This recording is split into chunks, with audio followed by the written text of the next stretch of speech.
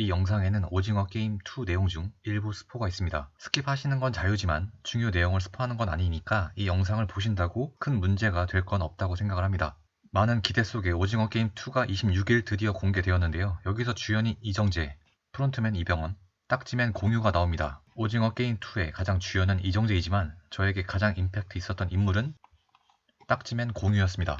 오징어 게임 1편에서도 딱지맨으로 나오던 공유는 이번 오징어 게임 2에서는 종로 탑골공원에 갑니다. 탑골공원에서 누워서 자는 노숙자에게 접근을 해가지고 선물을 준다고 합니다. 빵과 복권인데요. 이 두 가지를 모두 가질 수는 없고 한 가지만 선택할 수 있다고 합니다. 노숙자들은 어떤 선택을 했을까요? 여러분이라면 어떤 선택을 하시겠습니까? 빵을 선택을 하면 100% 확률로 맛있는 빵을 먹을 수 있지만 대부분의 노숙자, 정확히는 한 명을 제외한 모든 노숙자들은 즉석 복권을 선택을 했습니다. 모든 선택은 경우의 수가 있습니다. 내가 만약 배부른 상태라면 복권을 선택할 가능성이 높겠죠. 하지만 노숙자라면 다릅니다. 노숙자라서 먹는 것도 부족할 텐데 이러한 배고픔의 상황에서도 즉석 복권을 선택하는 거죠. 탑골 공원에 있는 모든 노숙자에게 선물, 즉 복권을 나눠주고 나서 공유는 탑골 공원 제일 중앙에 선 다음에 노숙자들이 선택하지 않은 모든 빵을 땅에 패대기 친 다음 발로 으깨버리기 시작합니다. 이를 본 노숙자 한 명이 그 빵 아깝게 왜 버리냐고 합니다. 이에 딱지맨 공유가 이렇게 말하죠. 딱지맨인 공유 자신은 노숙자인 선생님들에게 선택할 기회를 주었고 선생님들인 노숙자들은 빵이 아닌 복권을 선택을 했다. 이 빵을 버린 건 제가 아닌 노숙자 당신들이다 라고 이야기를 합니다. 그리고 남은 빵을 완전히 으깨버리죠. 저 역시 단팥빵이 물론 아깝지 않은 건 아니지만 공유의 말이 틀리다고 보진 않습니다. 공유는 노숙자들에게 선택지를 줬지만 그들은 대부분 일확천금을 노리고 복권을 선택을 했습니다. 가끔 복권 사시는 분들 중에 이런 말을 하시는 분들이 있습니다. 일주일 동안 행복하기 위해서 복권을 산다. 물론 모든 사람의 생각이 똑같을 수는 없기 때문에 이렇게 말을 하는 사람들의 말을 저 역시 이해 못하는 건 아닙니다. 하지만 많은 분들이 아실 겁니다. 로또 1등 당첨 확률은 814만 5060대 1이라는 걸 살면서 한번 맞아보기도 힘든 벼락 맞을 확률이 29만 대 1입니다. 복권 1등 당첨 확률은 벼락 맞을 확률의 30배인데 이 말도 안 되는 확률에 희망을 거는 것은 오징어 게임 2에서 당장의 배고픈 상황에서도 즉석 복권을 선택하는 노숙자 분들과 크게 다르다고 생각하지 않습니다. 저는 솔직히 복권을 사는 5,000원도 아깝습니다. 5,000원이 얼마나 되냐고 하실지 모르겠지만 곧 종이 쓰레기로 변해버릴 것에 5,000원을 태우는 것이 너무나 아깝습니다. 대부분 로또를 사는 분들은 이러한 생각을 할 겁니다. 로또 사서 부자가 되면 뭐뭐 해야지. 예를 들어 집을 산다든지 빚을 갚는다든지 차를 산다든지 여행을 한다든지 회사를 때려친다든지 등의 생각은 하지만 실질적으로 부자가 되기 위한 행동은 진짜 아무것도 하지 않습니다. 하지만 누군가는 이런 생각을 하죠. 진짜 부자가 되고 싶다. 그럼 부자가 되기 위해서는 무엇을 해야 할까?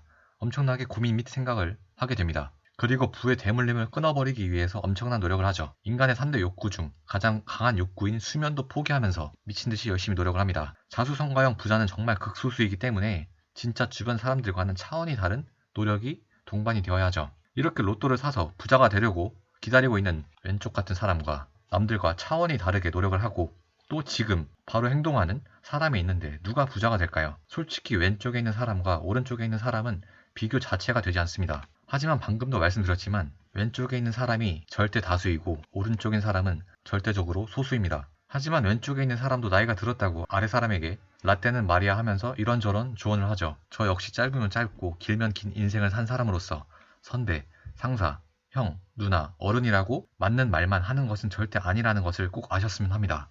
제 말도 틀릴 수 있고요. 그리고 오징어 게임 2를 보면서 또 하나 느낀 점은 이 오징어 게임 2에 참가한 456명 중 유독 돋보이는 인물 한 명이 있었는데 바로 오명규 사장님으로 유명한 송영창 씨인데요. 오징어 게임 2에서는 빚이 100억 있는 사람으로 나옵니다. 이 오징어 게임을 통해 인생 역전을 노리는 거죠. 이 오명규 사장이 작품 속에서 100억도 아무나 빌릴 수 있는 줄 아냐고 하죠. 100억 빚을 지고 있는 것에 대한 반성은커녕 오히려 당당한 모습이 어이가 없더라고요. 하지만 이를 보면서 이러한 말이 떠올랐는데요. 다양한 사람들과 대화를 하면서도 굉장히 많이 들었던 내용이기도 하고 또는 인터넷을 통해 뉴스를 보면서 수많은 댓글을 통해서도 본 말인데요. 내가 세금을 얼마나 많이 내는데 받는 혜택은 아무것도 없어 라고 이야기를 하는 거죠. 우리가 편하게 살 수 있는 이유는 누군가가 우리 대신 국방의 의무를 대신하고 있기 때문이죠. 지금 영하 10도여서 올겨울 최강 한파란 이야기가 나오는데 이러한 최전방은 주말도 없이 365일 하루도 빠짐없이 경계 근무를 섭니다. 경계 근무는 야간이 메인이라 지금과 같이 해가 짧은 겨울에는 오후 5시부터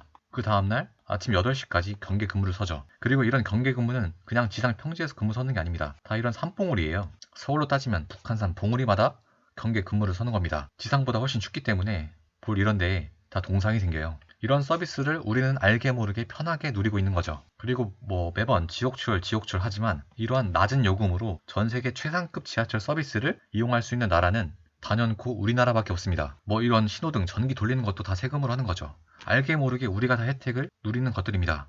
이러한 다양한 복지를 누리면서 세금을 내가 얼마나 내는데 라고 이런 말을 하는 사람의 대부분은 본인이 내는 세금보다 받아가는 혜택이 훨씬 크며, 그리고 세금을 아예 내지 않는 사람도 정말 엄청나게 많습니다. 우리나라 근로소득자 중 면세자 비중 추이입니다. 세금을 안 낸다는 거예요. 2014년을 보시면 면세자 비율은 48.1%로 근로소득자 중 거의 반절이 아예 세금을 내지 않았습니다. 시간이 가면 갈수록 좀 줄고 있긴 하지만 그래도 10명 중에 4명은 세금을 한 푼도 내지 않습니다.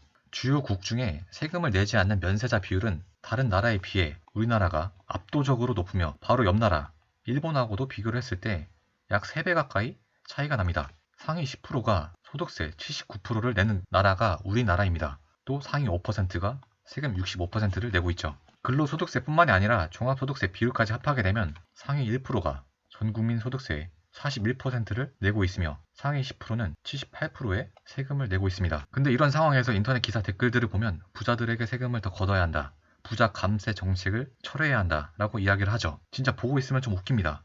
세금을 성실히 납부하고 그것도 많이 내는 사람은 오히려 가만히 있는데 진짜 반대로 아무것도 내지 않는 사람들은 뭐라고 막 이야기를 해요. 이게 맞는 건가요? 이런 사회가 계속 된다고 하면 누가 열심히 일을 하려고 할까요? 하지만 정치인들에게 가장 중요한 것은 무엇일까요? 민생 안정? 경제 성장? 아닙니다. 바로 이거죠. 그들에게 무엇보다 중요한 것은 바로 표입니다. 이건 부정할 수가 없습니다. 당선이 되어야 권력이 생길 거 아니에요. 어차피 민주주의는 1인 1표다 보니까 당선이 되려면 다수가 원하는 공약을 내세울 수밖에 없습니다. 그래서 지금과 같은 높은 면세자 비율을 건들 수가 없어요. 건드렸다가 바로 낙선될 수밖에 없으니까요. 뭐 제가 주저리 떠들었지만 그래서 하고 싶은 말이 뭔데? 라고 물으신다면 이 영상을 보는 대부분은 부자가 아닐 것입니다. 그리고 이 영상을 시청하시는 분들도 종류가 있을 겁니다. 그냥 틀어놓고 멍하니 보시는 분들도 계실 거고, 진짜 부자가 되고 싶어서 미칠 듯이 노력하시는 분들도 계실 겁니다. 저는 부자가 되기 위해서 미칠 듯이 노력하시는 분들에게 말하고 싶습니다. 직장 생활을 하다 보면 직장 상사의 여러 질책, 꾸중을 받게 될 겁니다. 물론 나이 든 꼰대만 있는 건 아니고 젊은 꼰대도 많습니다. 연령에 따라 계층을 나누려는 의도는 추호도 없습니다. 그리고 주변에 말끝마다 오빠가 말이야를 달고 다니는 사람도 있죠. 뭐 차은우 정도면 용서를 해줘야 되나 싶다가도 오빠가 말이야 또는 형이 말이야 라는 말을 입에 달고 사는 사람들 치고 배울 만한 점이 있는 사람은 단 한 번도 본 적이 없습니다. 그리고 동네 엄마들 모임에 나가서 다른 엄마들이 하는 이야기를 듣고 자존심이 상하거나 상대적 박탈감을 느끼는 경우가 있을 겁니다. 하지만 귀담아 들을 필요가 없습니다. 아무 영양가 없는 이야기를 내뱉는 경우도 정말 많기도 하고, 그분들이 진정으로 나를 생각해서 이야기해주는 것도 아닙니다. 그럼 부자가 되려면 누구 말을 들어야 할까요? 주변에 있는 서점에 가서 닥치는 대로 재테크 관련 책을 읽는 겁니다. 뭐 부동산, 주식 상관없습니다. 책값이 15,000원, 뭐 2만원밖에 안 하지만 그 책을 통해서 얻을 수 있는 통찰력의 값어치는 억대가 넘습니다. 아니면 재테크 모임에 가시는 거죠. 지금은 아니지만 저 역시 예전 8년 전에 부동산 관련 스터디 모임에 갔을 때가 기억이 납니다. 스터디 모임에 참여한 여성분들 대부분이 에코백을 들고 있었는데요. 근데 그 에코백을 들고 있는 대부분의 젊은 여성분들은 아파트 2채 등을 갖고 있었습니다. 정말 사람을 외면으로 판단하면 안 되겠다라는 생각이 들었죠. 여러분이 알고 지내는 다양한 인맥들이 있을 겁니다. 만날 때마다 아무 쓸모도 없는 과거 이야기만 반복하는 지인이 있을 것이고, 만날 때마다 상사 뒷담화만 하면서 직장생활 힘들다며 하소연만 하는 지인이 있을 겁니다. 다 여러분의 아까운 시간만 갉아먹는 지인일 수 있습니다. 그리고 부정적인 기운은 꼭 여러분들에게 물들죠. 과감하게 인맥을 정리해보는 시간을 갖는 것도 필요하다고 봅니다. 어차피 여러분이 잘 되면 알아서 다시 찾아오게 되어 있습니다. 그리고 요행을 바라지 않으셨으면 합니다. 꼭 최선의 선택이 어떤 것인지 알려달라고 합니다. 사람마다 처한 상황이 너무나 다른데 일률적인 결정을 내려주길 원합니다. 그런 일률적인 결정을 내릴 수 있으면 부동산 투자 진짜 아무나 성공할 수 있겠죠. 그리고 특히 요즘 2030 중에서 예전 세대는 꿀 빨았다고 하는 데를 입에 달고 사는 사람이 있던데요. 뭐 현재의 2030에 비해 5060 세대 분들이 대기업 등에 쉽게 들어간 건 부인할 수 없는 사실입니다. 하지만 이런 칸막이도 없는 사무실에서 주 6일 동안 일하고, 뭐 야근은 기본 디폴트 값이죠. 그리고 여기에 회식도 지금보다 훨씬 많이 있었죠. 이러한 직장 생활을 30년간 하신 분들입니다. 여러분들은 지금 5년 하고도 힘들다고 하잖아요. 지금은 군대에서도 침상 생활에 핸드폰도 쓰지만 예전에는 지금과 비교도 못할 가혹행위 등도 참고 버텼던 분들입니다. 그리고 부동산 책 100권 읽으라고 하면 그건 어렵다고 책 한 권만이라도 추천해 달라고 하시는 분들이 있습니다. 부동산 책 100권을 읽어도 부동산으로 성공할까 말까인데 과연 책을 한 권 읽고 부동산 시장에 뛰어든다면 결과는 어떨까요? 전 재산을 날릴 각오를 하셔야 합니다. 어줍지 알고 있는 지식으로 부동산 투자하는 것이 훨씬 더 위험하다고 생각을 합니다. 그리고 뭐 지금의 20대가 서울 집 매수하는 것은 이제 끝난 거 아니냐라고 이야기하시는 분들이 있던데 지금도 계속 영앤 리치가 나오는 시대입니다. 99년생이 63억 반포 원베일리를 대출 없이 전액 현금으로 샀다고 합니다. 이분이 코인을 해서 벼락부자가 되었는지 아닌지는 제가 모르겠으나 어차피 20대가 서울 집 매수할 수 있는 시기는 이제 끝났다고 자부하는 분이 과연 성공할 수 있을지는 의문입니다. 어떻게 해야 할지 모르겠어요 하는 분도 있고 우리 세대는 이제 망했어요 라는 말을 입에 달고 사는 분도 있죠. 주제 넘을 수 있지만 결과적으로 부동산 투자를 진심으로 고려하는 불인이에게 하고 싶은 말은 이 6가지입니다. 처음부터 최상급치 주택을 매수할 수 있다는 생각은 버리셨으면 하고요. 신문을 최소한 1개는 구독하고 매일 읽으셔야 합니다. 그리고 그냥 읽는 선에서 끝나는 게 아니라 이해가 안 가는 단어는 반드시 끝까지 검색을 해서라도 내용을 숙지하셔야 하고요.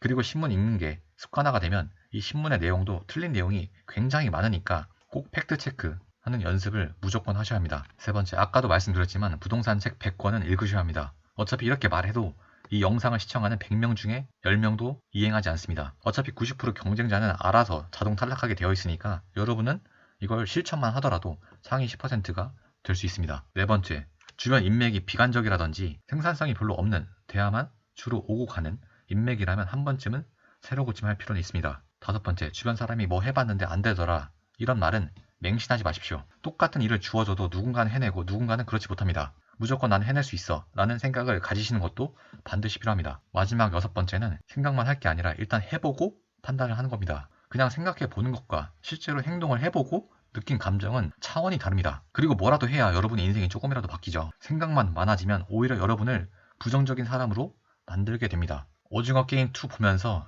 제가 좀 주저리 떠들었는데요. 사실 이 게임에 참여한 456명을 오징어 게임 2에서는 쓰레기라고 합니다. 하지만 저는 이분들을 함부로 판단할 수는 없다고 봅니다. 뛰어나신 분들도 있고 심성도 훌륭하지만 본의 아닌 상황으로 이러한 굴곡에 빠진 경우도 없다고 할 수는 없으니까요. 하지만 제가 오징어 게임 2를 통해서 말하고 싶은 건 이겁니다. 책임과 의무를 전혀 이행하지 않는 사람들이 인터넷과 실생활에서는 목소리가 큰 경우가 많더라. 그래서 열심히 잘 살고 있는 여러분의 삶이 이러한 부정적이고 책임 이행도 하지 않는 사람들의 큰 목소리에 휘둘릴 때가 많은데 너무 신경 쓰지 않으셨으면 좋겠다라는 게 제가 드리고 싶은 말입니다.